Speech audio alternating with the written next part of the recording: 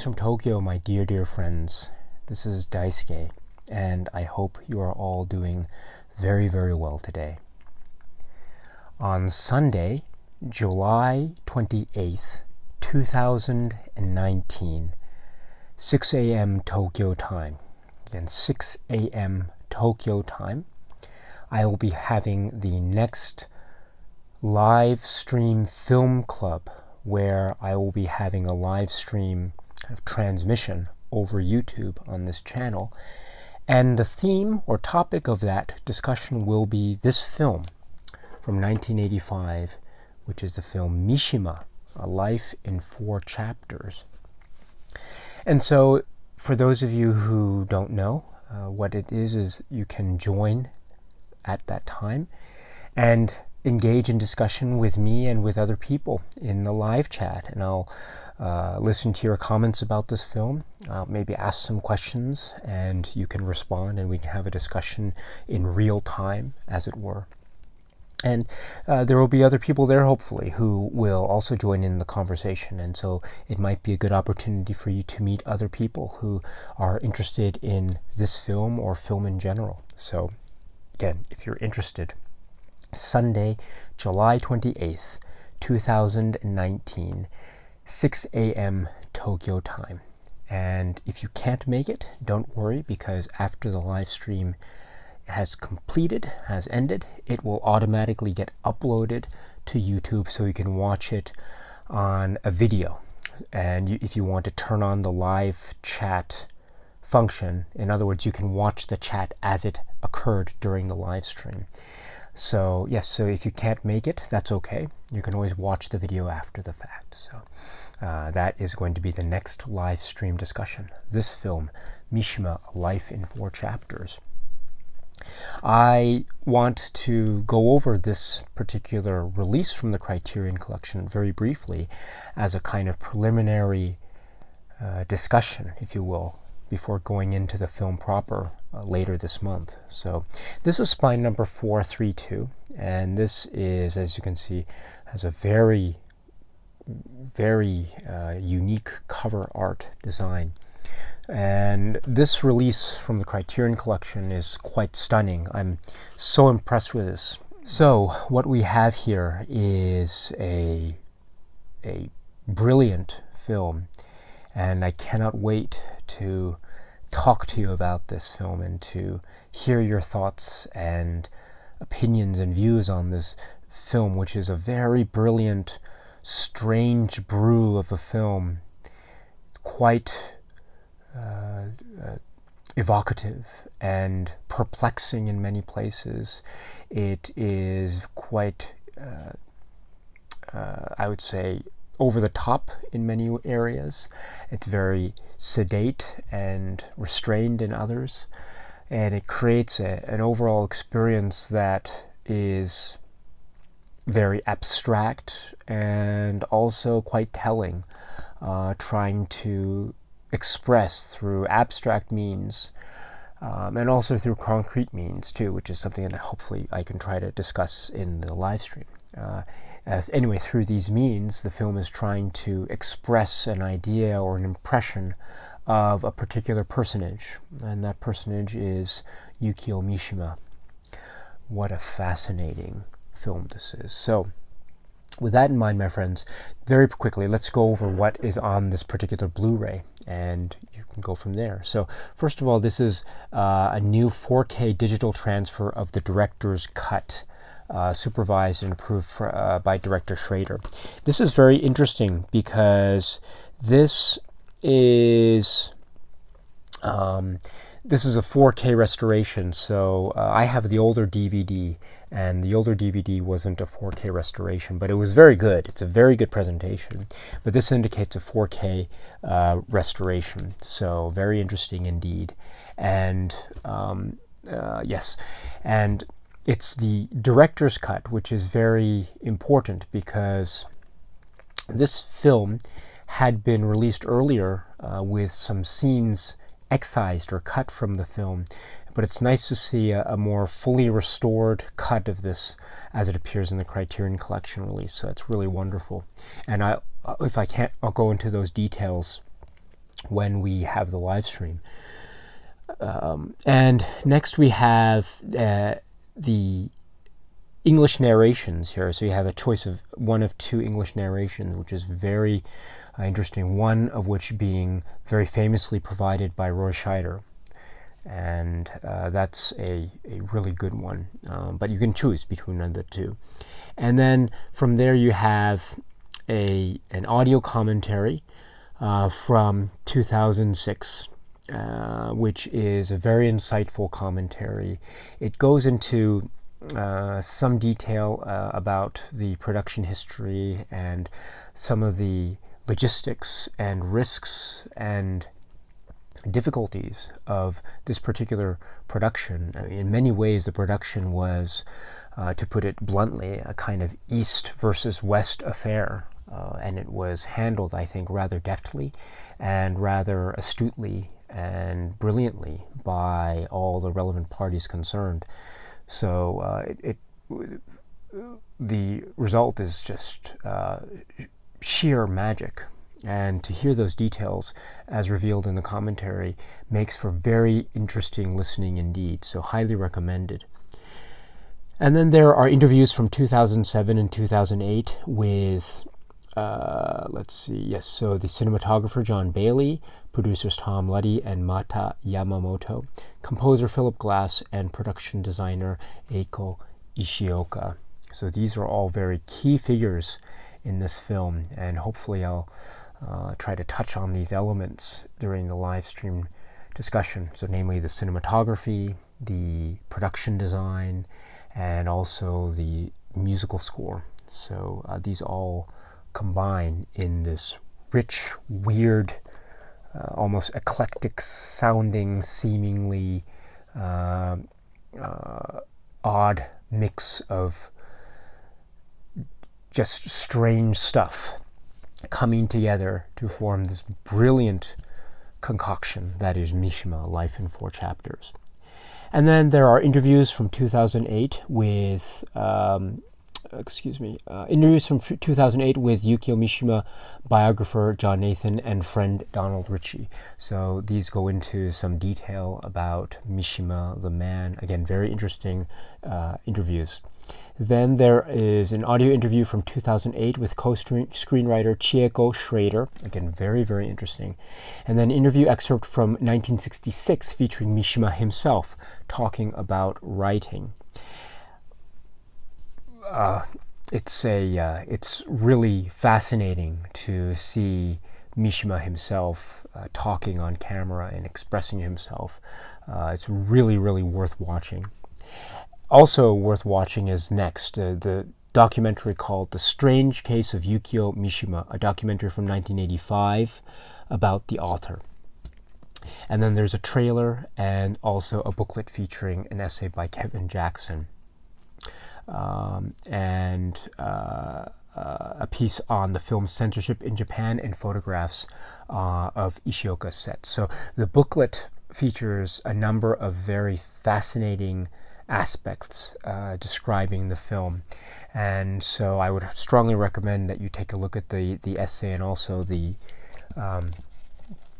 great information which is provided about the censorship issues of this film in Japan. It's called Banned in Japan, and it would give you a kind of an idea as to what kind of impressions or opinions exist with respect to Yukio Mishima even today. Still, I think, a gateway or a window into the kind of thinking that is taking place here with respect to this particular issue. So this is the essay called Banned in Japan, which is what I'm talking about. Really, really fascinating.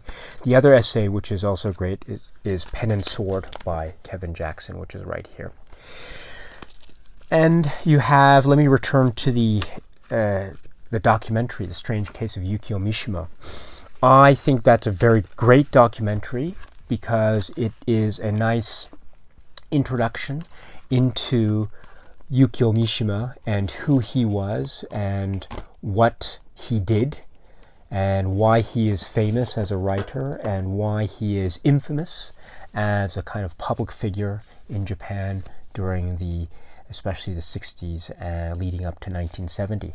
So I would strongly recommend watching The Strange Case of Yukio Mishima as well.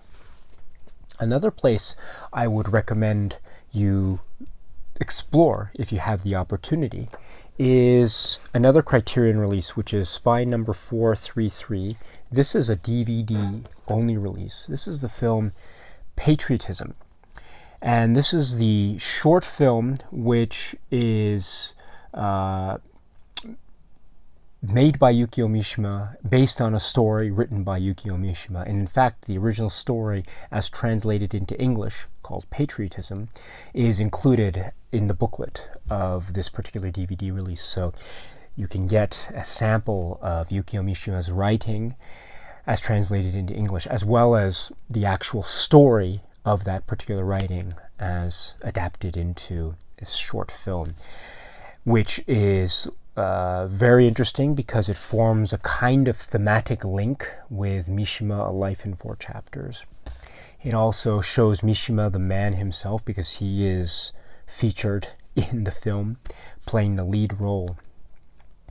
And there are many parallels and contradictions and other sorts of interesting connections that we can make, and I think, if anything, this film can provide another aspect of the rich background that is the history and the biography of Yukio Mishima, and some aspects of his writing and his artistic style. So with that established, I would say that this is another great place to go if you're interested in knowing more about Mishima the man and Mishima the artist.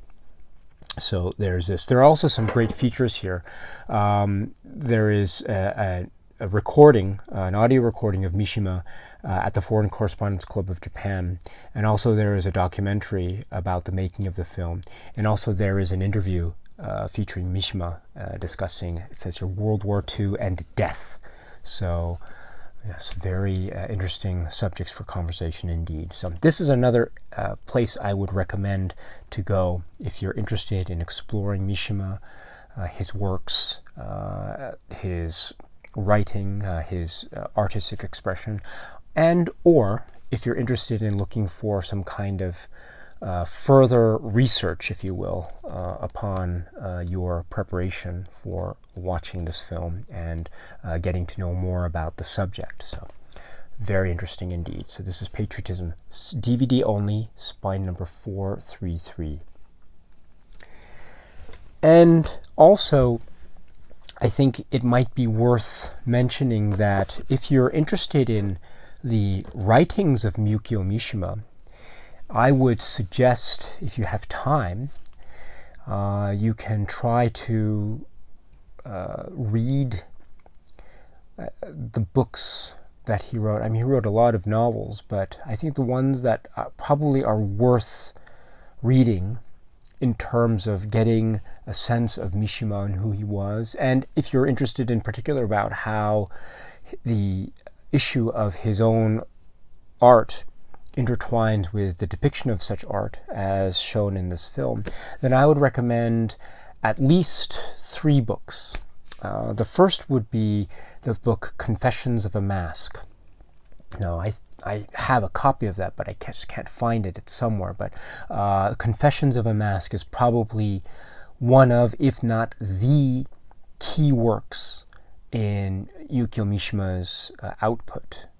Really key work, Confessions of a Mask. I would say if you had a chance to read just one book prior to your watching this film, I would say read Confessions of a Mask, because that is, I think, Yukio Mishima in his sort of purest essence, if you will, in terms of the literary form and what he is all about. So really important work, Confessions of the Mask. And then if you're interested in the works that were relied upon as being source materials for the various adaptations that were depicted in this film, because as you know, this film takes certain excerpts from different stories that Yukio Mishima wrote. So it uses 3 of those stories. So the first of which is Temple of the Golden Pavilion. Now this is the English translation that I have. I also have the Japanese book here, but this is highly recommended if you can, or if you have a chance to read it. And then the next one is Runaway Horses, which is also very recommended. Although this book, Runaway Horses, is the second book in the 4-novel cycle of books called The Sea of Fertility. And so, since it's the second book, it serves as a kind of sequel to an earlier book that is not depicted at all in Mishima, Life in 4 Chapters. And so it might be a little bit confusing if you read this in isolation. Not to say that it's impossible to read in isolation. I think it's perfectly worthy to do, but it might be more beneficial to read The Sea of Fertility. And so if you're going to approach this book, I would suggest actually reading the book that comes before this book, which is called Spring Snow, and then you can read this book, which is Runaway Horses. In fact, those 2 books are, I think, very easy to get into if you are new to Mishima and his literary works. Spring Snow and then Runaway Horses. And then after that, if you want to continue with the rest of the Sea of Fertility cycle, then after Runaway Horses, you can go to the book Temple of Dawn, and then the last book in the cycle, which is The Decay of the Angel. So, yes. And then the other adaptation that is included in this film is of the work Kyokos House. Now, I understand that Kyokos House has not been given a lot of attention in terms of English translation releases. I think there is an English translation around somewhere, but I'm not sure if it's a kind of official translation or what.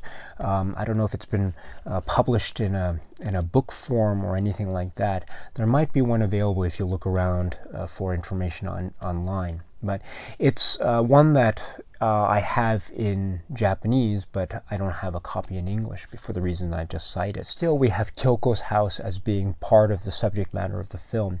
So I would suggest try to find that work if you can. But if you're interested, maybe as a kind of alternative to Kyokos House, if you are not able to track it down, I would suggest maybe reading the work Forbidden Colors. Forbidden Colors is I think a very remarkable, strange work, and it's quite dark in some places, and so it's somewhat challenging as well, but it goes into certain themes that I think are not irrelevant when it comes to similar themes that are being explored in Mishima, Life in 4 Chapters. And so, in particular, I would say in the context of Kyokos House, although they're not quite the same, I would say that there are some thematic links that could be made based on your own interpretation of the various stories. And so I would suggest, as a kind of nice supplement, to explore the work Forbidden Colors if you're interested and if you have time. But then again, you don't have to do that if you don't want to. And during the film club live stream discussion, I won't be going into too much detail about Mishima's literature. That is because I am not a scholar of Mishima's works. I've read quite a number of his works. I've been very fortunate to have been able to read a number of his works. So it's not like I'm completely without any experience in reading Mishima's works. On the contrary, I have read a number of his works. So I might mention a couple things that I think might be worth mentioning. But for the most part, I don't want to suggest that you have to read everything in order to be able to appreciate this film. I don't think that's the case at all. It might help. I think it would certainly help, actually, but it's not essential because this film, I think, does a very good job of capturing the essence without necessarily needing or requiring the viewer to go beyond that unless the viewer really wants to. So let me put it that way. So if you want to, then those options are, of course, available to you.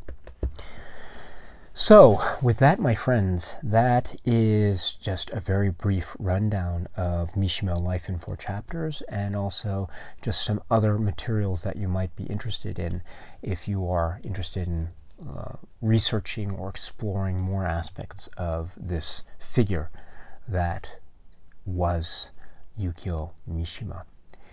So with that, my friends, I hope you are well, and please, it would be great to see you at the next live stream film club discussion, where we will be talking about Mishima, A Life in 4 Chapters. So again, that's Sunday, June 28th, 2019 at 6 a.m. Tokyo time. Mishima, A Life in 4 Chapters. I so look forward to seeing you there. So, until we meet again, my friends, please be happy and healthy and well. And please, please, please keep on watching a lot of great, great movies. Cheers.